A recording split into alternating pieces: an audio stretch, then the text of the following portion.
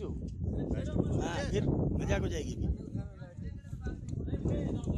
कर ली थी रिकॉर्डिंग कर रही है अरे यार मादा है। ಈ ವಿಡಿಯೋ ನೋಡಿದ್ರಲ್ವಾ? ಈ ವಿಡಿಯೋ ನೋಡಿದ್ಮೇಲೆ ನಿಮ್ಗೆ ಏನು ಅನ್ಸುತ್ತೆ? ನನಗಂತೂ ಒಂದು ಮಾತು ನೆನಪು ಬರುತ್ತೆ.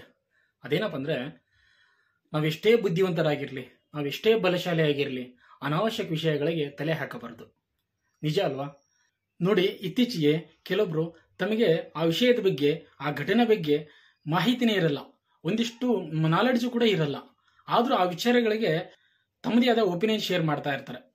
ನಾವು ಯಾವುದೇ ಒಂದು ವಿಚಾರದ ಬಗ್ಗೆ, ಯಾವುದೇ ಒಂದು ಘಟನೆ ಬಗ್ಗೆ, ಅಥವಾ ಯಾವುದೇ ಒಂದು ಸನ್ನಿವೇಶದ ಬಗ್ಗೆ ಮಾತಾಡಬೇಕಾದ್ರೆ ನಮಗೆ ಅದ್ರ ಬಗ್ಗೆ ಸ್ವಲ್ಪ ಆದ್ರೂ ನಾಲೆಡ್ಜ್ ಬೇಕು, ಅಥವಾ ಆ ಘಟನೆ ಹಿನ್ನೆಲೆ ಆದ್ರೂ ನಮಗೆ ತಿಳಿದಿರಬೇಕು. ಇಲ್ಲಾಂದ್ರೆ ಸುಮ್ಮನೆ ಆ ವಿಷಯಕ್ಕೆ ಎಂಟ್ರಿ ಆಗಿ ಕೋಲಾಹಲ ಎಬ್ಸಬಾರ್ದು. ಎಷ್ಟೋ ಬಾರಿ ಏನಾಗುತ್ತೆ ಗೊತ್ತಾ, ನಮ್ಗೆ ಗೊತ್ತಿರಲಾರ್ದ ವಿಚಾರಗಳಿಗೆ ಎಂಟ್ರಿ ಆಗಿ ನಮಗೆ ನಾವೇ ಸಮಸ್ಯೆಗಳನ್ನು ತಂದುಕೊಳ್ತೀವಿ. ನಾವು ಇದನ್ನ ಇತ್ತೀಚೆಗೆ ಸೋಷಿಯಲ್ ಮೀಡಿಯಾದಲ್ಲಿ ತುಂಬಾ ನೋಡ್ತಿರ್ತೀವಿ. ಅದೇನಂದ್ರೆ, ನಮ್ಗೆ ಗೊತ್ತಿರಲಾರ್ದ ವಿಚಾರಕ್ಕೆ ಏನೇನೋ ಕಮೆಂಟ್ ಮಾಡಿ ಕೊನೆಗೆ ಪೊಲೀಸ್ ಕೇಸ್ವರೆಗೂ ಹೋಗಿ ಅಲ್ಲಿ ಕ್ಷಮೆ ಕೇಳಿ ಮನೆಗೆ ಬರ್ತಾ ಇರ್ತೀವಿ. ಈ ವಿಚಾರಕ್ಕೆ ಸಂಬಂಧಪಟ್ಟಂತೆ ಮಹಾಭಾರತದಲ್ಲಿ ಒಂದು ಪಾಠ ಇದೆ. ಅದೇನಂದ್ರೆ, ನಾವು ಯಾವುದೇ ಒಂದು ವಿಷಯಕ್ಕೆ ಅಥವಾ ನಾವು ಯಾವುದೇ ಒಂದು ಘಟನೆಗೆ ಎಂಟ್ರಿ ಆಗ್ಬೇಕಂದ್ರೆ ಎಕ್ಸಿಟ್ ಆಗೋದು ಕೂಡ ಗೊತ್ತಿರಬೇಕು. ನಿಮಗೆ ಉದಾಹರಣೆಗೆ ಅಭಿಮನ್ಯು ಗೊತ್ತಲ್ವಾ? ಚಕ್ರವ್ಯೂಹ ಭೇದಿಸಕ್ಕಂತ ಎಂಟ್ರಿ ಆಗ್ತಾನೆ, ಆದ್ರೆ ಅವನಿಗೆ ಎಕ್ಸಿಟ್ ಆಗೋದೇ ಗೊತ್ತಿರೋದಿಲ್ಲ.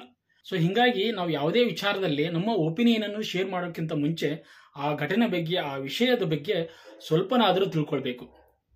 ನಿಮ್ಗೆ ಏನು ಅನಿಸುತ್ತೆ ಅನ್ನೋದನ್ನ ದಯವಿಟ್ಟು ಕಮೆಂಟ್ ಮಾಡಿ. ಈ ವಿಡಿಯೋ ನಿಮ್ಗೆ ಇಷ್ಟ ಆಗಿದ್ರೆ ಲೈಕ್ ಮಾಡಿ, ಶೇರ್ ಮಾಡಿ. ಧನ್ಯವಾದಗಳು.